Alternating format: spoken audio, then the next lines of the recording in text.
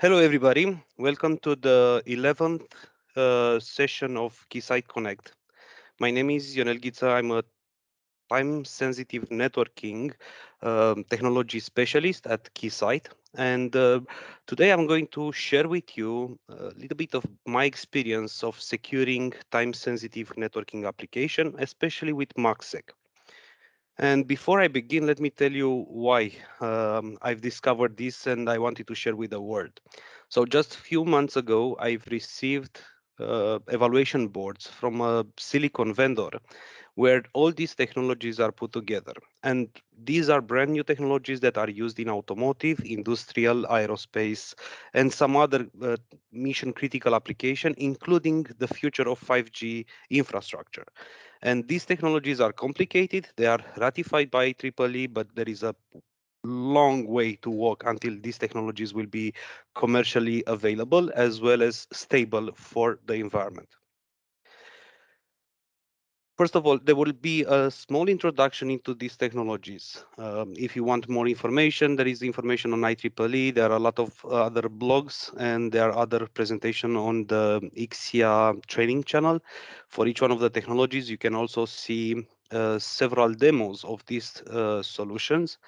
And I'm going to cover my experience of TSN and MACsec for time synchronization, the effects on latency of traffic, and what happens with the security over this network.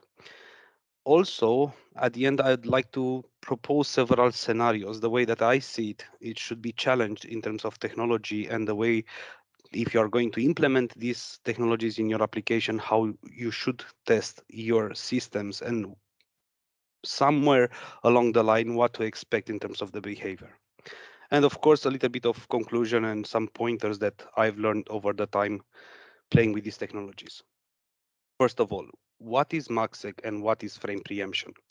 MACsec is a technology not so new. It was revamped few years back in terms of adopting new standards, new protocols, and has to do with data protection and encryption at line rate.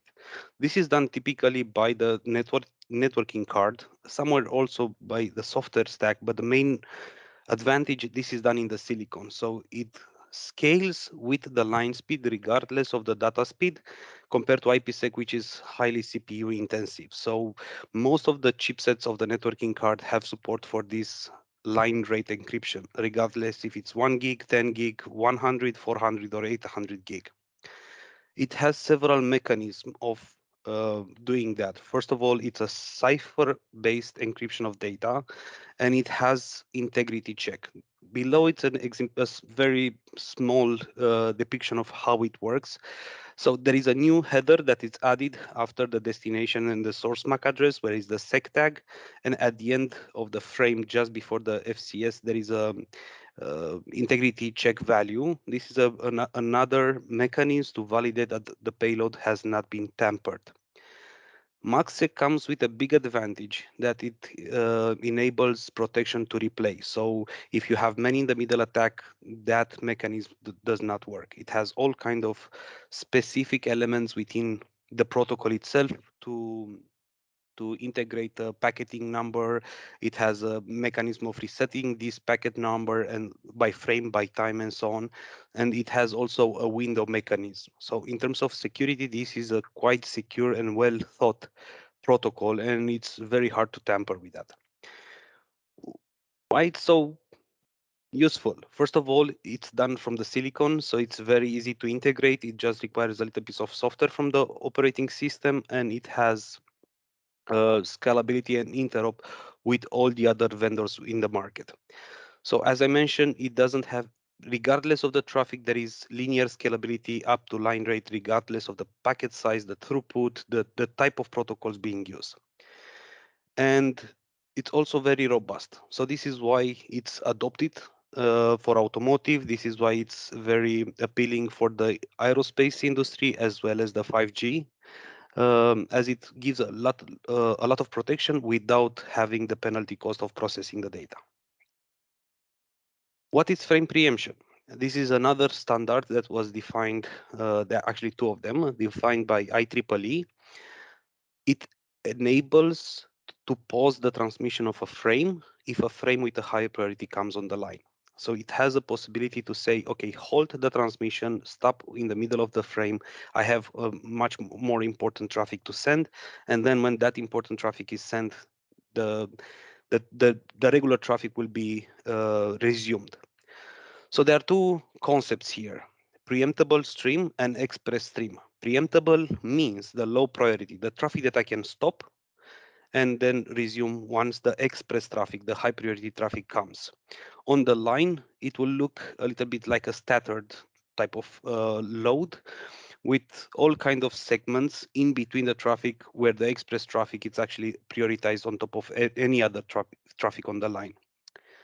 Now, this, as you can imagine, it gives a very high complexity in implementation. This is a very complicated concept to pause a frame, to have all the buffering capabilities, and to have the capability of resuming the traffic without dropping it or accumulating too much buffering or delays actually in on the path.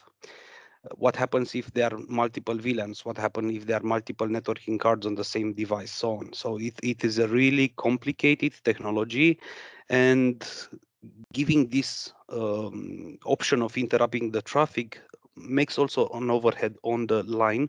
So all in one, it's highly inefficient for the transmission. Instead of using the entire bandwidth, the interframe spacing gives, if there is a lot of express traffic, gives a lot of pausing, and the line rate is actually decreased a lot. Now, this is very useful for automotive application in case you're pushing the brake. You want that packet to get to the, to the system that are stopping the car. In 5G, you want the specific elements of network to pass through. Let's say, for example, emergency phone call. You always want the emergency phone call to go on the line instead of YouTube browsing or any kind of streaming service. So this is why this technology is used. In industrial application, this protocol is used for the red big button to stop everything, the emergency stop. So these packets, this express traffic are the critical messages that needs to get from one end to the other of the network with the designated priority and within the safety lines of that system. So this is why we need frame preemption in these applications. Now, what happens if we put encryption and frame preemption, especially the frame preemption part, when you have segments all over the place, and you have express traffic in between those segments? So these are the challenges of frame preemption over MACsec. So putting all together, I've noticed some unexpected behaviors. First of all, for time synchronization. So time-sensitive networking requires time synchronization. This is how it all works. So you have nodes which are synchronized between them with the traffic being encrypted by MACsec. And if MACsec is encrypting the time synchronization traffic, I've noticed uh, big deviation in the timing plane. So theoretically, all the network elements should have the same clock. In my experience, a lazy rekeying, the fact that MACsec was not negotiated in time, affects dramatically the timing plane. So you see here on the top image, you see here a jump in the desynchronization between the master clock of the network and one of the slaves. Now, forwarding delay, it's how much time it takes from one end to the network to pass to the other side of the network. When encryption is enabled, it gives another penalty. So having multiple nodes in the network, the forwarding delay has jumped as well. The promise of MACsec is that there will be no penalty on the forwarding delay in the network. According to my measurements, I've seen that. So in the picture below, you can see a maximum latency of hundreds of microseconds, which is outside of the boundaries that are required for real-time application, like vehicle application or even industrial application. So the promise of securing and having a low latency was not kept, even though the configuration was in the best way, in the datasheet kind of way. And another thing that I've noticed, individual links does not compare to the system test. So I have tested multiple nodes each of them having their own set of keys in the encryption, and only several nodes performed as expected. The entire network, even though it was secured by the same protocol, that were the same type of nodes, there were a lot of issues that I've noticed when having MACsec enabled. Traffic shaping ruling, filtering ruling, the endpoint itself, the processing power of the endpoint and the forwarding was affected when rekeying was done or renegotiation of key was on the process and the traffic was unnecessarily buffered. And also, we are talking here about networks. We are talking here about large networks which are secured by MACsec and use TSN. In a 5G application, that could mean a lost call. In an industrial application, that mean a robotic arm which is unsynchronized with the rest of the network and could do, weird behaviors on the line.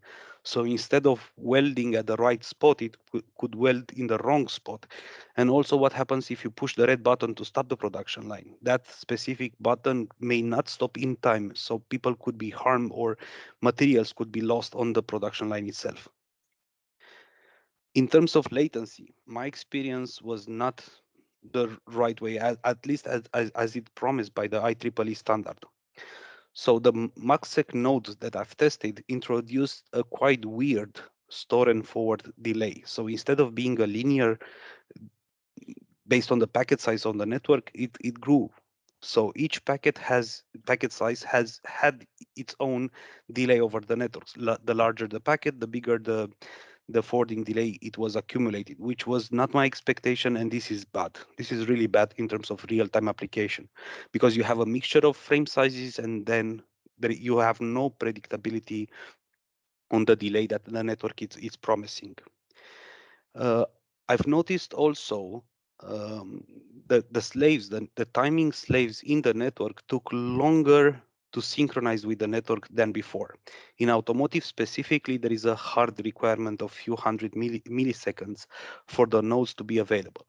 And why is that? When you turn up the car, when you push the key and you want the engine to start, the entire network should be ready. So the services that the car is providing to the user, they should be there. Like in 1 or 2 seconds from the moment you start the engine, you want all the systems to be up and running. Now with MACsec enable, you have another layer. You need to renegotiate the keys. You need to have all the network up and running. But there are tens of nodes in the vehicle. So that promise of, okay, you push the engine and you can start the car is no longer there. So if you're, I don't know, if you're trying to chase someone, it is still a lot of work to be able to chase someone. Just use the car the way you should. Now another thing that I've noticed, when injecting malformed traffic into this network, so okay, this is, until now it was regular proper configured network, but what happens if I'm injecting malware traffic? What happens if I'm malforming packets just to see how the network behaves? So I was expecting the network to discover, detect, and take some mediation on that specific type of traffic. And unfortunately, I could not see a single line of log saying that something bad is happening on the network itself. So I was injecting traffic, I was injecting malform SecTAC frames, and nothing happened. It was just the data stream was affected, but no log, no debugging, nothing was available to report that the network was actually under threat. Another thing about MACsec, either for industrial application, either for aerospace, let's take here, for example, an airplane, or for example, automotive, not all the nodes support MACsec. Some of the nodes do not need. So you have the talkers. This is a typical naming convention, and then you have the listeners. So the talkers are the one generating the streams. For example, a camera or a sensor. These are the talkers. They are the one producing the traffic, and the listener is the ECU, is the processing function that is consuming that data. So not all of them, because of the cost, because of the size, not all of them will support MACsec. And what happens if I have a mixture of capable and non-capable nodes in the network? So I've observed traffic leaking for certain traffic classes. Specific protocols which were supposed to be encrypted were not. Specific MAC addresses especially as source addresses, they were expected to be encrypted by the device in the middle, by the switch itself, but the traffic was leaking as unencrypted. And this is a big security issue. For example, if that traffic was originated from an ECU that take care of the licensing of the vehicle, all the licensing information could be in plain text, which is not really good.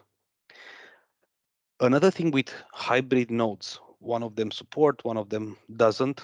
When you have multiple traffic classes, the confidentiality, it's not preserved. There is a concept of confidentiality of set in MACsec, which means how much of the data should I encrypt, how much should I leave it visible, and all the rest should be encrypted. Now, this function, which is a standard required function, did not work properly for all traffic classes. So I've seen network control traffic, which was not respected in terms of confidentiality, and portion of the traffic was left unencrypted. Some of the best effort traffic, for example, in a vehicle, you'll have the web browsing or all kind of data analytic that is collected from the vehicle. That is considered best traffic. That was passing and was not encrypted, even though it was supposed to be encrypted, especially some data that had to do with the location of the vehicle and all the telemetry that the vehicle collected for debugging purposes. And another thing that I've also noticed in this hybrid security mode, intentional injection of out of window packets did not trigger any protection mechanism. So out of window means a packet that is replayed. I simulated man in the middle attack. I was the bad guy sitting in the middle, and I was expecting the network to kick me out. And guess what? It didn't. So that specific mechanism that are required by IEEE in my systems, all the devices that I've tested did not perform as expected. So I could actually hack the traffic, and the system could not report or did not report. Now, I've talked about my share of experiences with MACsec and the time-sensitive networking application for several application verticals, and this is what I'm thinking should be the right way to test, or at least start the testing of time-sensitive and MACsec in a system-wide approach. So first of all, this is a very simple topology. It's a very simple use case. You have a test station. This simulates the endpoints, and you have the switch or the router sitting in between. So for each one of the segment, the one on the left and the one on the right, these segments are encrypted. They're encrypted with different keys. They're, completely independent links. The only place the traffic is in an unencrypted state, it's in the buffer of the switch. This is the place that is very hard to actually to hack and get that access to that data. So these are the two types of traffic. There is the encrypted express traffic and the encrypted preempted fragments. So here in dark blue, the express traffic is the high priority traffic. This is the the breaking action of a vehicle. I want this packet to get on the other side. The blue traffic in this case could depict, for example, a browsing, or it could be an infotainment, audio listening in the car, which was segmented and encrypted. So one of the job of the switch is to get these segments and put it all together back on the wire. So instead of having three segments, reassemble them and re-encrypt them on the other side. So this is my suggestion in terms of having a validation scenario and test these specific scenarios when traffic is injected on different ways in different forms, and the switch is doing the right encryption and is doing the right reassembly, and all the data integrity is preserved. No data is lost or no data is tampered within the device itself. Now, as I mentioned, there are many variations. This is just an example. They should be done in all packet sizes. It should be done at different line rates. It should be done this kind of approach on different cipher suites, depending on the endpoint capabilities, and as well as doing rekeying. What happens if I'm changing the keys in the middle of the traffic? What will be the penalty in terms of time, in terms of data loss on that specific type of traffic? Either if it's express traffic, either it's preemptible traffic. and validate, look at the traffic, what happens on the other side. I'm getting loss, I'm getting counters, I'm getting, I'm getting the normal behavior, or I'm getting surprises like I've just explained previously. Another scenario here, it's an hybrid security. So I have traffic which is on the line, the purple in this case, which is not encrypted. This is, no interest traffic, let's call it like that, and that is not encrypted, but the rest of the traffic is encrypted. What happens when the express traffic, which is still important but it's not that critical to be encrypted, goes over the switch and it remains unencrypted? But the light blue traffic, it's decrypted, reassembled, and transmitted on the other side. This is a variation of the scenario before, and this is the scenario specifically for hybrid security nodes. The point where the traffic is not all the traffic is encrypted, but the priority is still preserved for the non-encrypted traffic. Again, variation for this validation should include different packet size, different type of workloads, different cipher modes for the encrypted traffic. And very important here, take a look at the latency on the express traffic. The fact that it's not encrypted should give a smaller advantage in terms of time. So it's much easier on the processing portion of the switch, and the latency should be as best as it can get. So the lower priority traffic should not affect in any way the express traffic. This, for example, could be an over temperature application of an industrial thing. So a warning saying, okay, I've just exceeded my boiling point. This is the type of application that is depicted in this system. So a warning sensor sends data to a control system saying that the water is too hot, you have to shut down something. What happens if the traffic is not getting there in time? Things could get very, very wrong in a very short period of time. So in these applications, it's very important to validate all combinations of traffic, of encrypted, non-encrypted, and different priorities in the same line, on the same line, actually. What happens if that device have multiple legs? A switch typically has multiple ports. Multiple ports means multiple stations with different type of workloads and different type of combinations of traffic. So this is actually where frame preemption makes the most out of the function itself. So you have two nodes. The purple one is the high priority, the light blue is the low priority, and the purple one will actually split the initial blue will split it in several sections.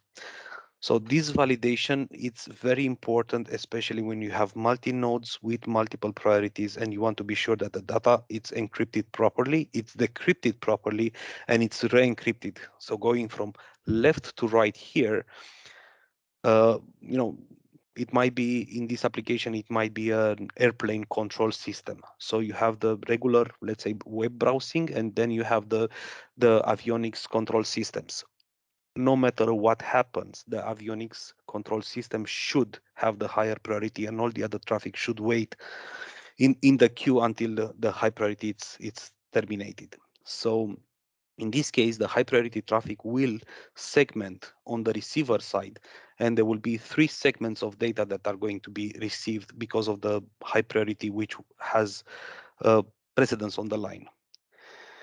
As this involves multiple nodes, and at least in this scenario it's just 3 test stations. This can be very easily 16 or 24 or even 96 endpoints talking in the same time with the same device.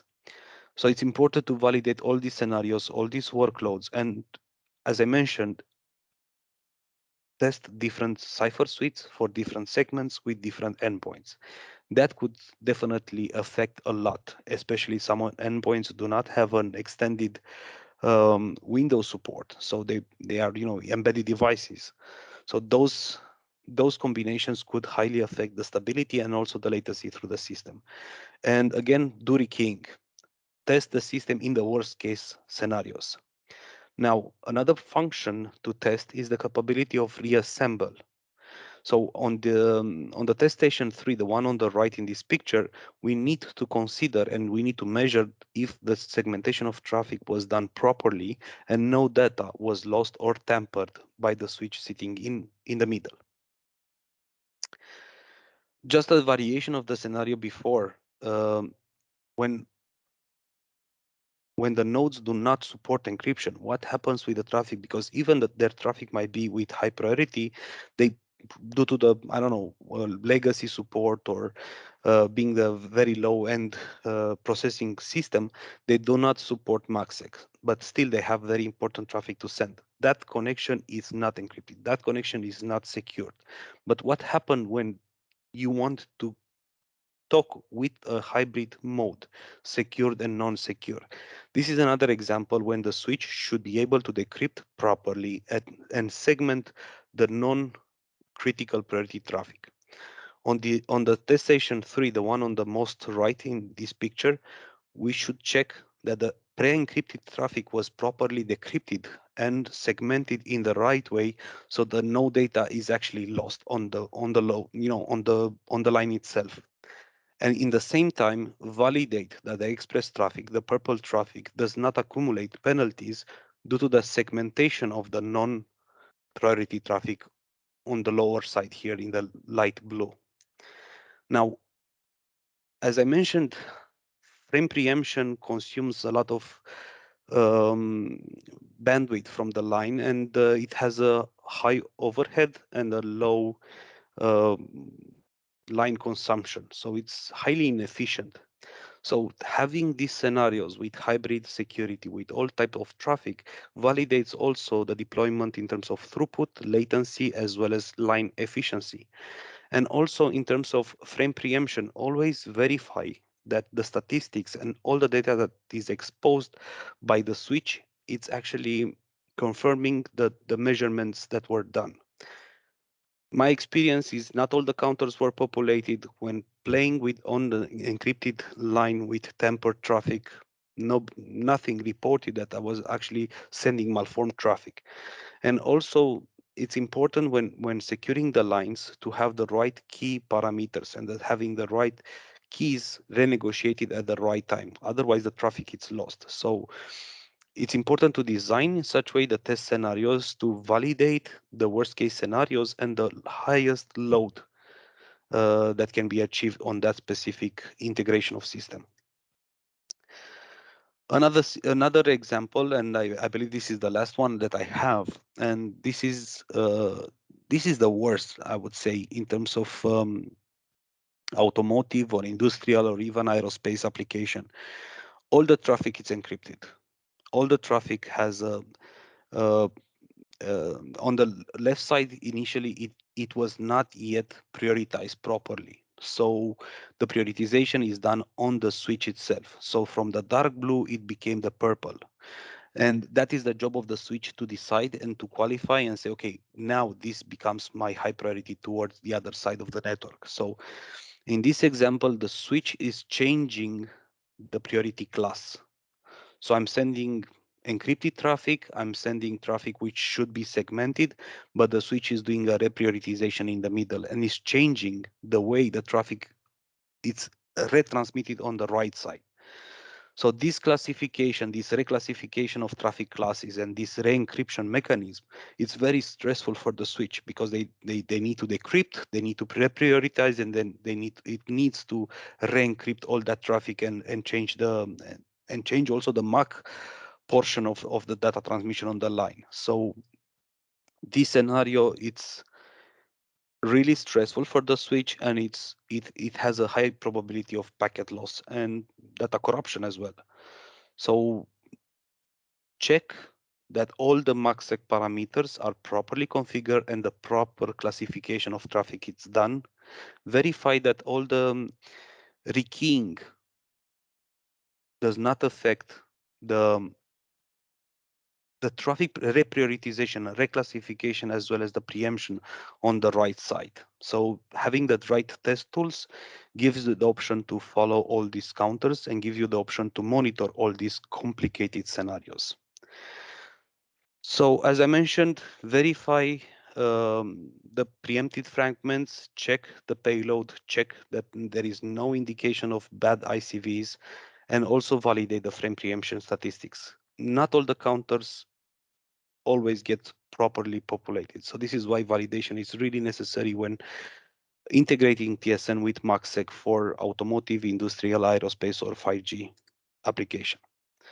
Now, I've shared with you some of the validation scenarios that I believe that are important for these new technologies, but there are even more scenarios than this one. So when you plan to integrate TSN and you plan to validate MACsec, look ahead for your test plans. Watch for the corner cases. Look for the worst thing that could happen. Most probably that thing will happen. Look for the real workloads. So for industrial application, there are a lot of buttons and switches and sensors and all kind of moving arms and a lot of cameras. Take the actual workload and integrate in the test tools and validate the system before deploying in the real life. Otherwise, you'll have a lot of work to do to debug in the field, and that will cost even more. As I mentioned before, it's really important to have a wide system approach when designing the test plan and also when running. Do not expect if in dual arm it works, do not expect that the actual network will work by its own. I did not have that experience. So when all the nodes are connected, a lot of bad things could happen. And also look for inspiration. You don't have to reinvent the wheel. There are a lot of other technologies and a lot of other industries that already started with these challenges. And there is a lot of know-how already in the market. And even at Keysight, we wanted to help the industry and we wrote a black book, a testing methodology specifically for MACsec. And this is available free of charge on our website. So if you want to learn about how to test and how to start your paradigm of security testing with MACsec, we already have a good starting point with several tens of use cases. I've just covered a few of them here, but there are even more in that black book. And with that, I want to thank you very much for your attention, and I'm waiting for your questions.